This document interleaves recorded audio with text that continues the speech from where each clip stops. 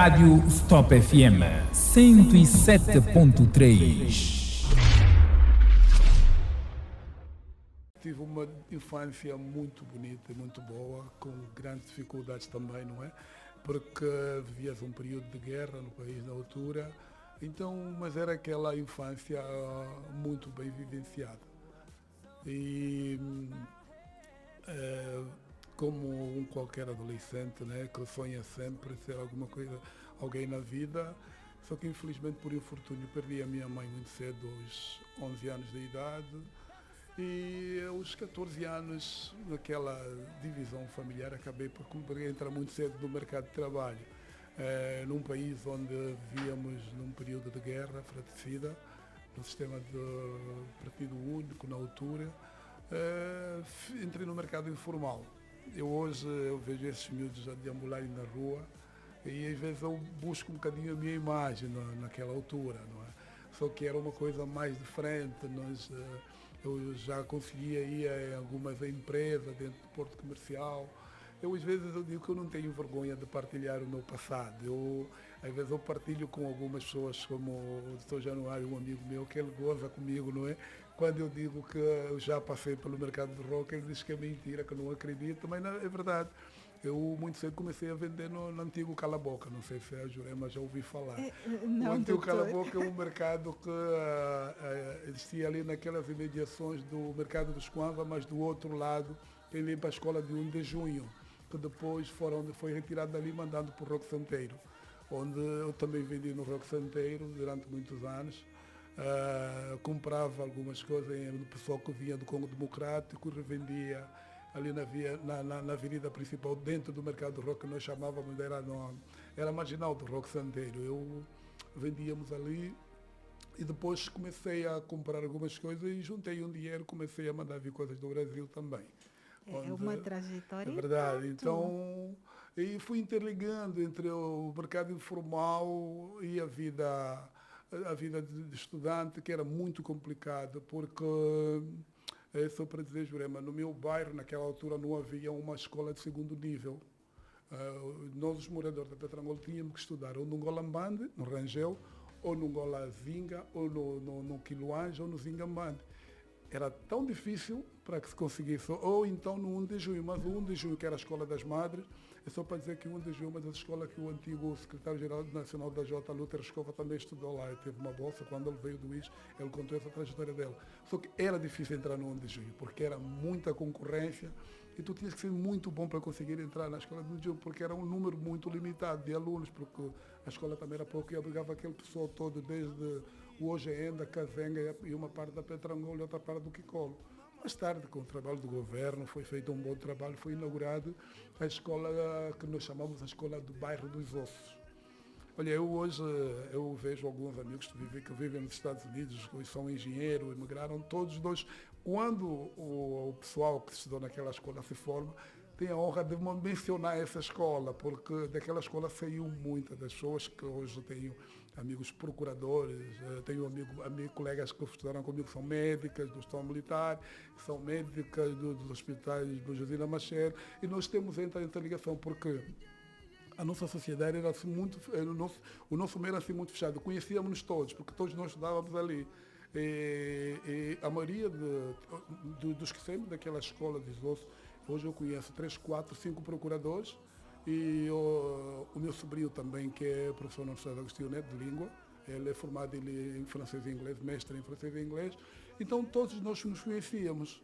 Então, quando saíssemos dali daquela escola, tínhamos que ir para o ensino médio. O ensino médio ou era no Macarenco, ou era no IMEL. Também era outra luta. Jurema, eu tenho uma pessoa que sempre que eu falo dos meus estudos, eu menciono o nome dele. É a pessoa que me apresentou o Dr. Januário Guimarães, o Oswaldo de Lemos. É uma pessoa que crescemos juntos depois, por causa da dificuldade que nós tínhamos. Ele teve de vir morar na casa do pai no bairro Popular, para ficar mais próximo do Macarenco. Nós tínhamos ele como referência, era um dos alunos mais barra naquela altura, nós chamávamos assim, era um dos alunos mais barra, porque ele antes de terminar o Macarenco passou a ser também já professor, monitor do Macarenco. Então, era assim, nós depois houve uma altura da vida que era um desafio para ver até onde nós podíamos chegar. E, para falar a verdade, é como tudo, Jerema, nem todos conseguiram seguir o mesmo percurso. por causa das dificuldades que não regra. Depois perdi o meu pai, aí depois de 7 anos da minha mãe falecer, perdi o meu pai. As coisas tornaram-se mais difíceis. Os meus irmãos tinham ido para a tropa, outro meu irmão foi para a União Soviética a estudar. Era uma vida de muito sacrifício. Como diz muita gente, eu tinha 99% para não conseguir chegar onde eu cheguei. Exatamente, o doutor contrariou a natureza, porque disse que a natureza não é das pessoas que perdem os pais muito cedo, das pessoas que nascem e crescem nessas zonas, não é, menos beneficiadas por algumas políticas públicas. Normalmente a tendência é as pessoas não sucederem. Então o doutor citou aqui inúmeros casos de sucesso de angolanos jovens que saíram da Petrangol. Exatamente. Então, que sirva de exemplo, de inspiração para todos os jovens que estão a nos ouvir. Temos que lutar para contrariar a natureza, aquilo que se espera, aquilo que é a expectativa para nós. Nós temos esse poder. Acaba dependendo da nossa vontade, não é, de sucedermos. O doutor falou que perdeu a mãe muito cedo.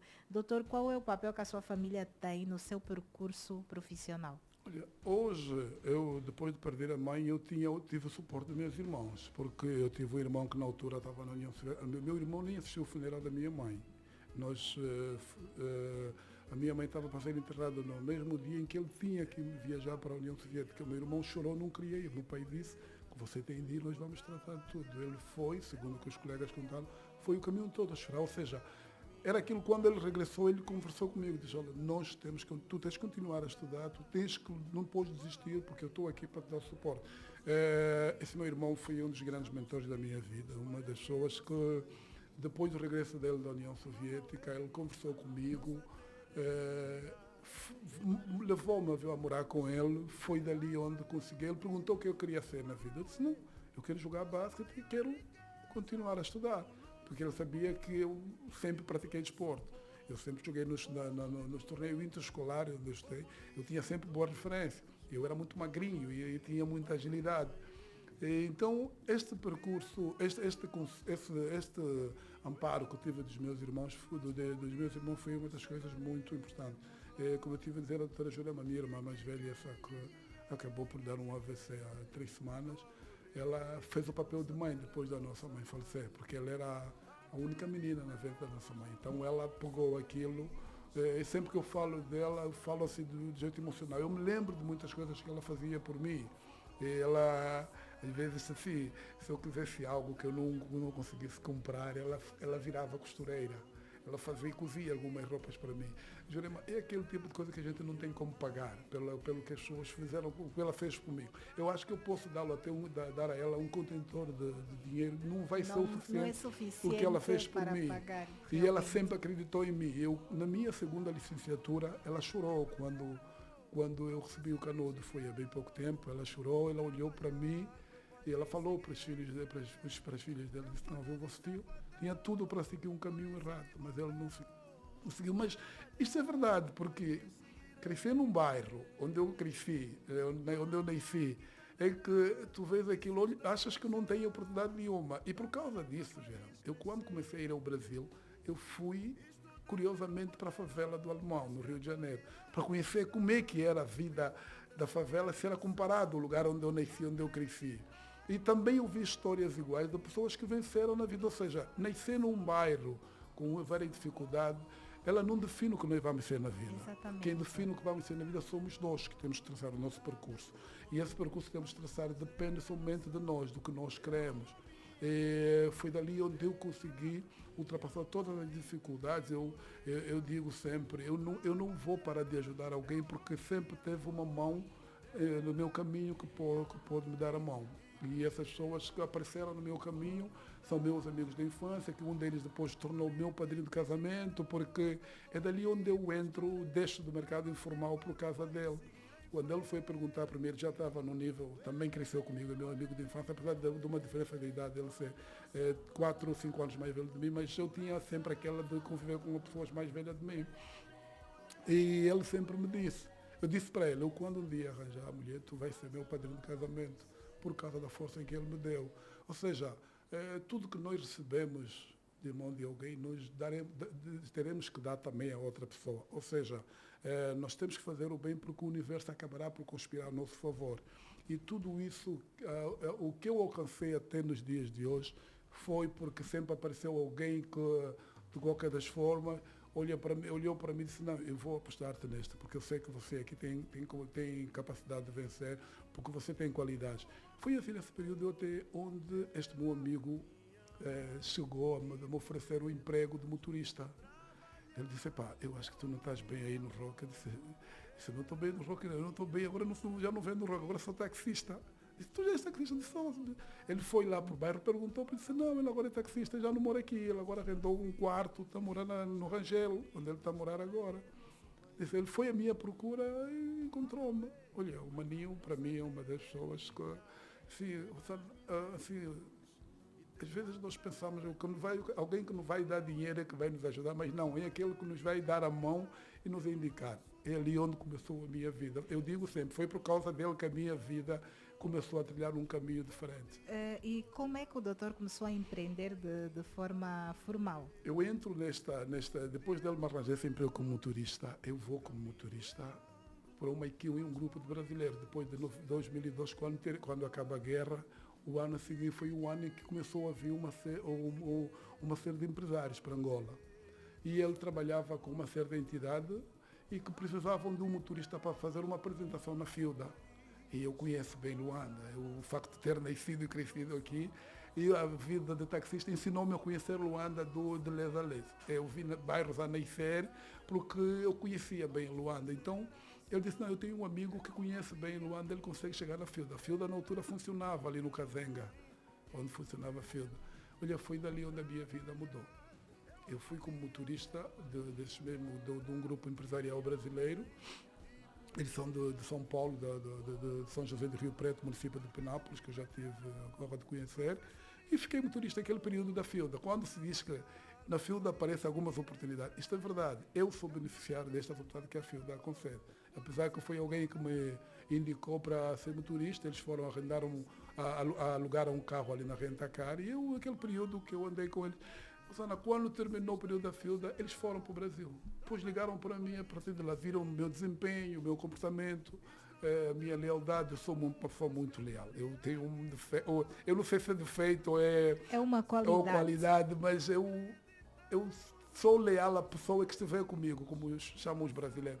Quem fechou comigo vai continuar fechado comigo. Eu tenho esse. Então, foi nesse período em que eu, de motorista, depois passei a ser sócio da empresa.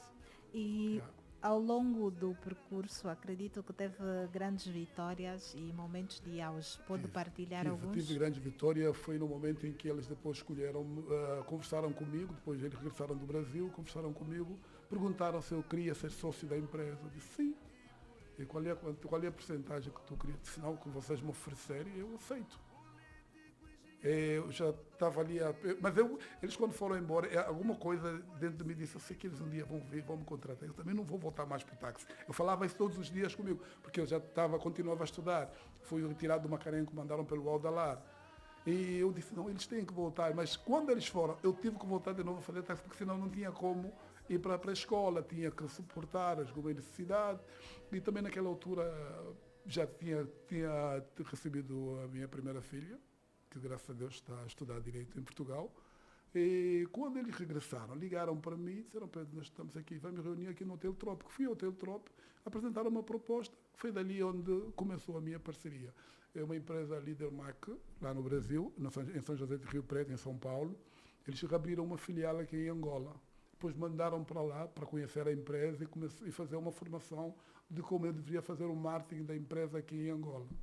Então, viajou pelo mundo em função dessa escolha profissional? Exatamente. E dali, eu costumo dizer que é preciso alguém te deixar dar um passo para continuar a trilhar seu próprio caminho. Tem uma palavra que o dono da empresa, o Sr. Vander Pano Bianco, que é uma pessoa que eu tenho muita referência, ele olhou para mim e disse assim, Pedro, tu és um rapaz muito inteligente, tu tens muita competência.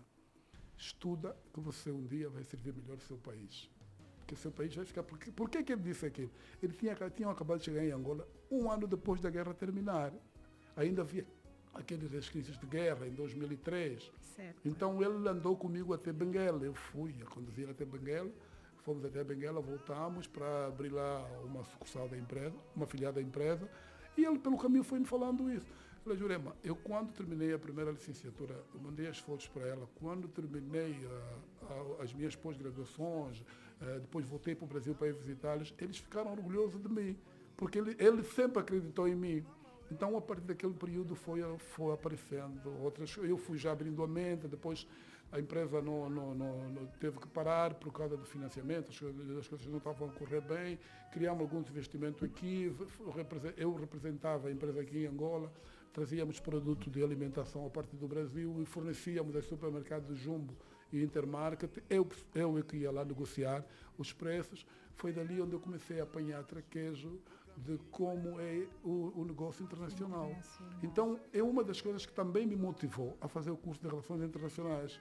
Eu, quando saio de um curso técnico em instalações elétricas em que eu fui formado na Aldalar, aquela filial do Macarenco, os meus colegas, na sua maioria, foram para a engenharia. Eu disse, não, eu vou fazer negócio internacional. E viu uma oportunidade E tinha no mercado. Tinha um professor, o engenheiro Brito, que foi nosso professor de mecânica lá no Aldalar. Ele dizia, Pedro, esta formação não é para ti. Porque eu era o rebelde da turma, eu que lutava para as manifestações da turma.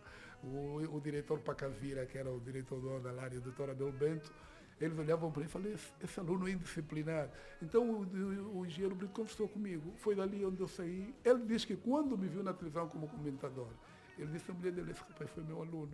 E uma vez, ele foi depois diretor do Cefotec aqui no Talatona. Eu cruzei-me com ele e falei, eu vi na televisão, é aquilo que tu devias fazer, aquele curso é que tinha a ver contigo, não tinha nada a ver com a formação que estavas a fazer lá no Aldalar. Então, depois o mundo se abriu para mim. E o doutor considera-se um homem bem-sucedido? Ainda não. Por quê? Ainda não, porque para mim eu não me considero bem assim, ainda existem muitas realizações. Por isso é que eu não paro de aprender, eu não paro de estudar. Eu continuo a me desafiar todos os dias. E estes desafios que eu tenho todos os dias fez com que eu hoje sou uma pessoa que crio projetos. E quando eu crio projeto, eu já estou a focar em algumas pessoas amigas que possam ser meus sócios. E os projetos que eu crio, eu chamo 2, 3 pessoas para abrir uma sociedade. E hoje, como o mercado mundial hoje, o comércio mundial não anda lá meio balançado por causa das guerras que tem no país, hoje eu tenho uma parceria em 5, 6 empresas. Eu crio os projetos, convido as pessoas a serem meus sócios, eles vêm ser meus sócios e aos poucos estamos a dar a caminhada. Então, eu ainda não me considero uma pessoa bem-sucedida. Eu acho que vou me considerar uma pessoa bem-sucedida quando eu ver a minha filha formada, o meu filho formado. Eu tenho 3 filhos, né? Os 2 estão em Portugal a estudar, e a caçula de 15 anos, vai fazer 16 anos aqui, está a terminar agora o ensino básico, vai para o ensino médio. Eu acho que quando eu ver eles formados e casados, talvez aí eu possa me sentir um homem bem-sucedido. Porque para mim, o homem bem-sucedido, para mim não é pelo dinheiro ou os bens que consegue, é ver a minha família bem realizada, que são os meus descendentes. Porque eu acredito, se os meus pais tivessem vida hoje, eles estariam super felizes pela dificuldade que eu passei, mas consegui superar. E eu isso sinto, não só das minhas irmãs, mas das minhas tias também, porque eles olham para mim e eles orgulham-se e lembram-se da dificuldade que eu vivenciei depois da morte dos meus pais. E isto, Jeremy, tem uma coisa que eu tenho na minha mente hoje. É difícil se crescer numa sociedade onde hoje o imediatismo é algo que acabou por tomar conta da nossa sociedade. Mas hoje eu sou uma pessoa muito madura, com os pés bem assentos no chão. Eu não dou um passo antes de saber quais são as vantagens ou desvantagens que eu terei. Eu sou uma pessoa que conservo as minhas amizades, as pessoas que eu sinto amigo e amiga de verdade, eu conservo esse amigo, porque às vezes é através dessas pessoas que nós conseguimos atingir alguns níveis. E felizmente, nos últimos tempos, Deus tem-me dado algumas pessoas que vale a pena ser amigo. E são pessoas que às vezes pelo menos que eu esperasse, olham para mim e eu uma das pessoas até que eu conheço, é um baixinho que eu conheci há um tempo, Januário Guimarães, conheci ele há 13 anos, e ele olhou para mim, ele duvidou até quando esse meu amigo Osvaldo apresentou-me. Eu disse, não, Pedro é um tipo porreiro, vais gostar dele. Olha, desde que nós nos conhecemos há 13 anos, nós continuamos muito amigos. Independentemente da nossa vida estar separada uma da outra, mas a nossa relação de amizade continua, porque existe um respeito e uma lealdade entre nós. Eu acho que quando nós conseguimos ver as pessoas, não no âmbito de interesse material, mas as pessoas que possam agregar alguma coisa para nós, essas pessoas valem a pena.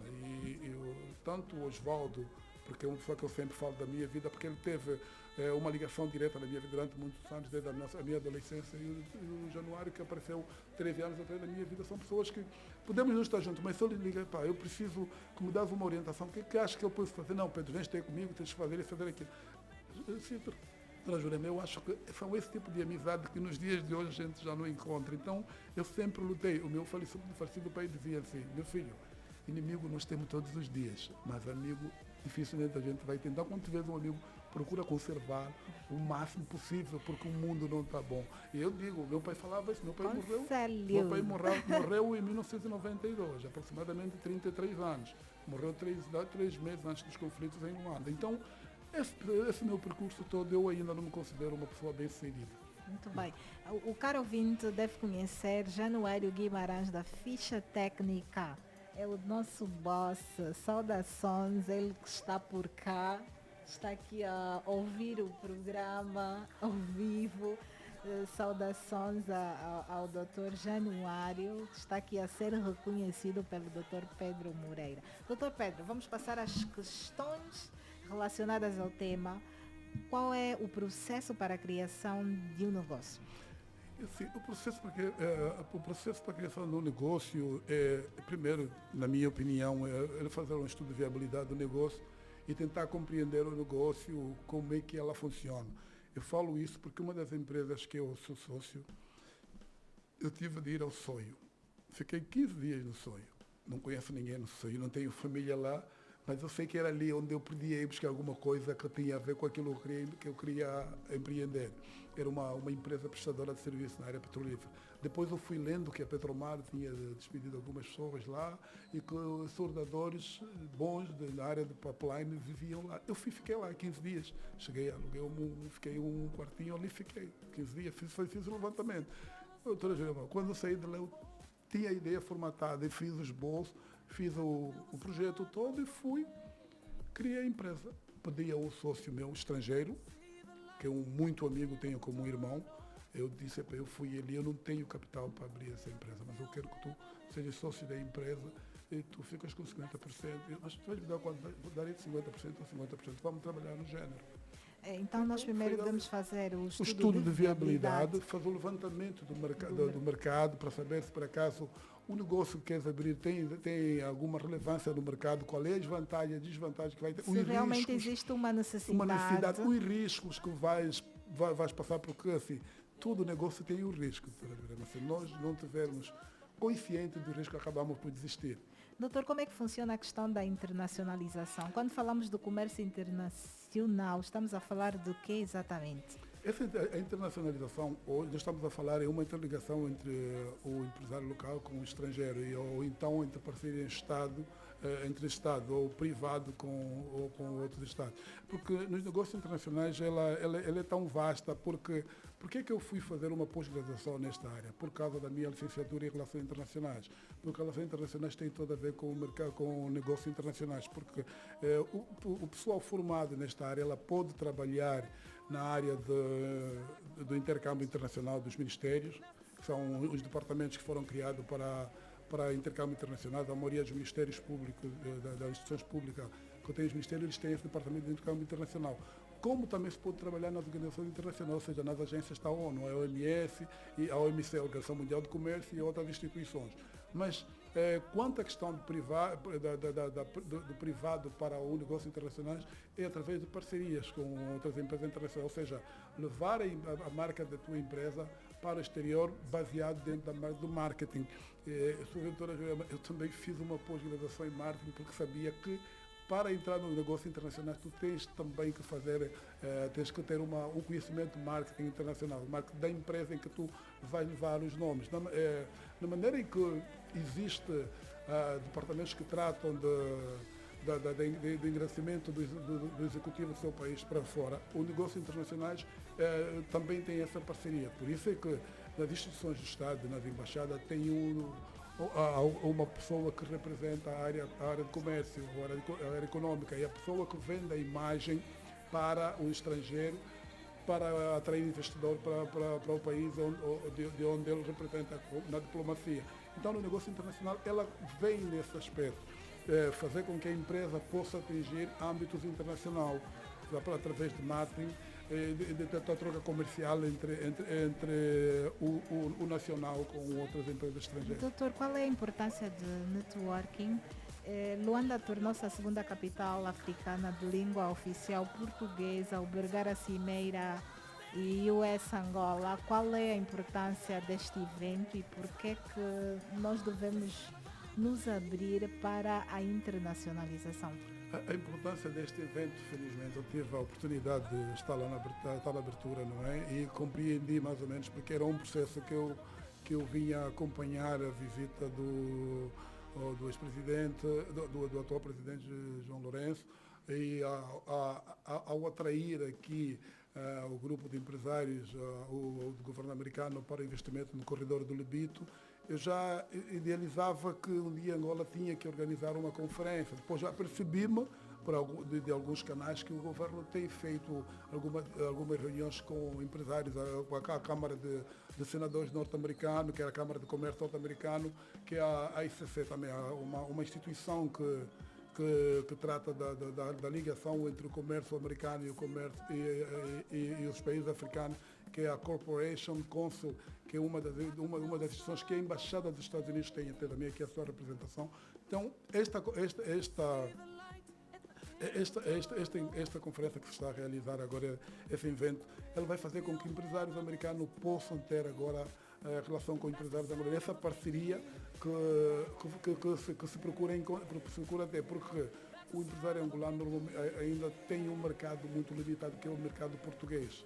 Então, essa conferência entre os Estados Unidos e a África, e que não terá só empresários angolanos, aqui mais empresários africanos, acredito que um deles é o Aliko Dangote, um dos homens mais ricos da África, não é? Um homem da indústria de semente, e agora também está a apostar na outra diversificação, provavelmente estará presente.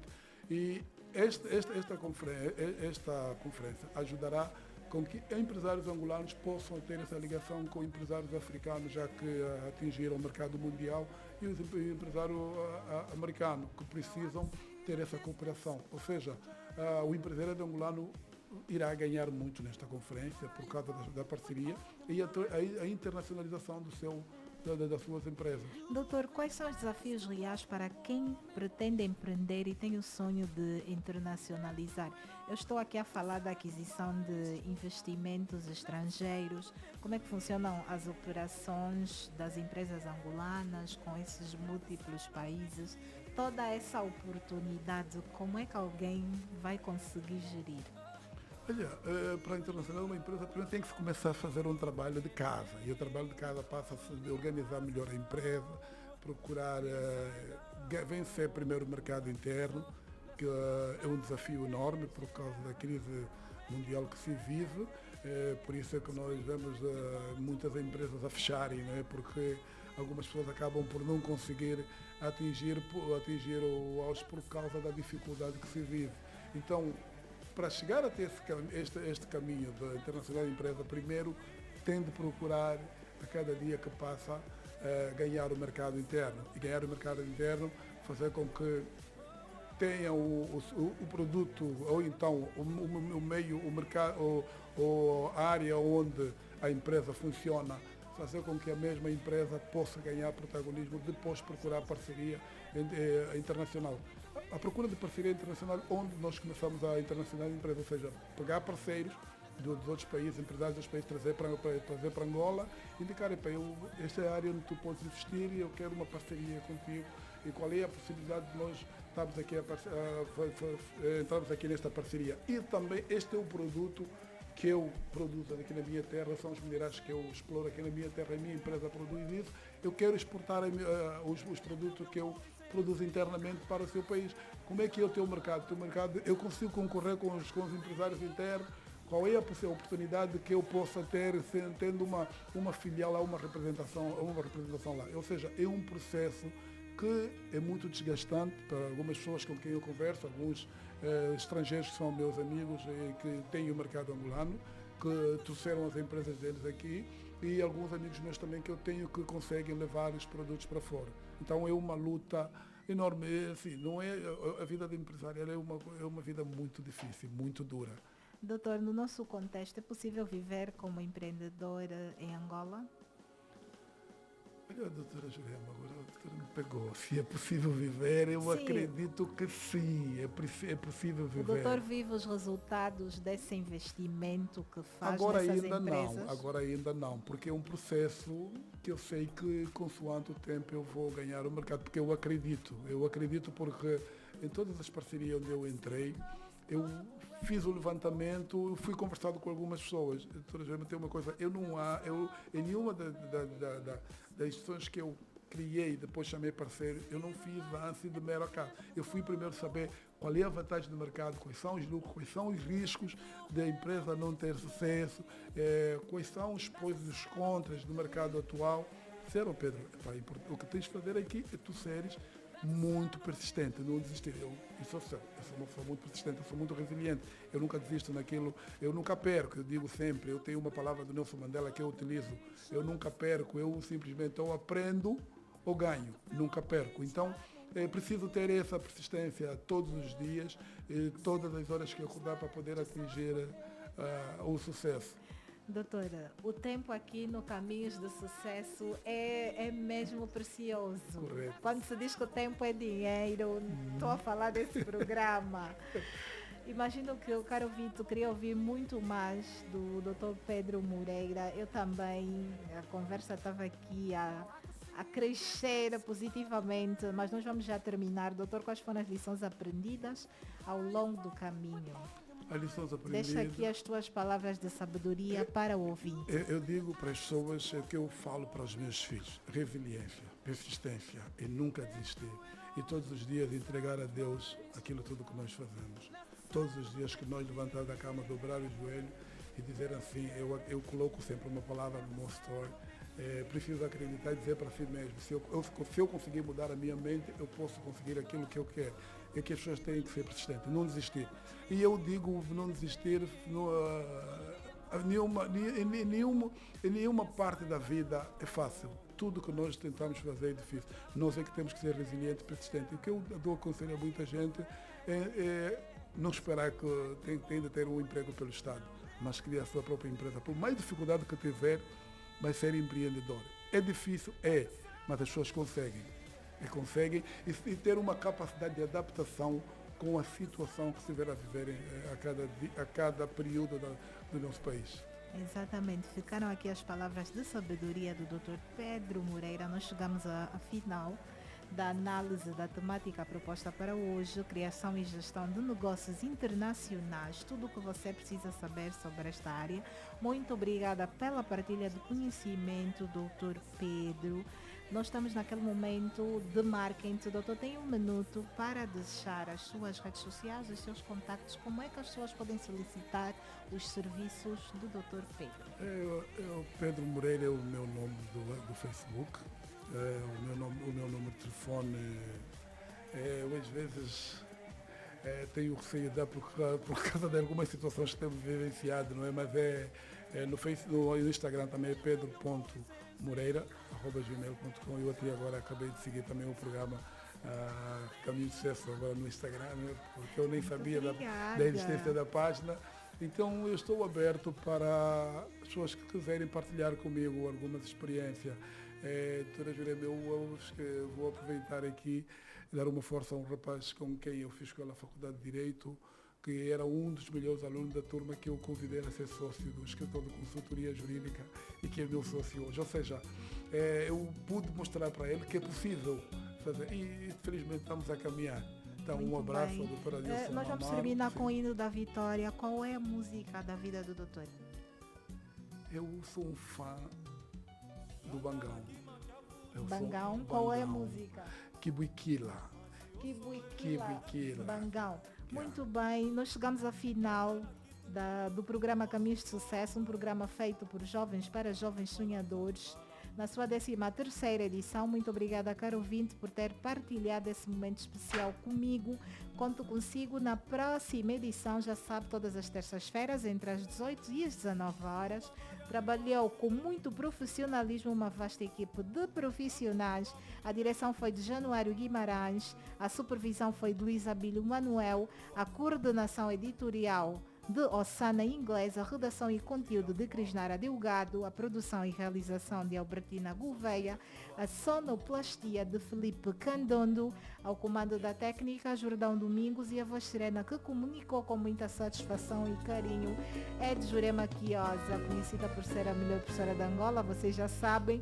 Um abraço para você que torce por mim, obrigado por todas as mensagens do carinho e encorajamento que recebo ao longo da semana e lembre-se, mais do que ser uma influência, seja uma referência. Boa noite.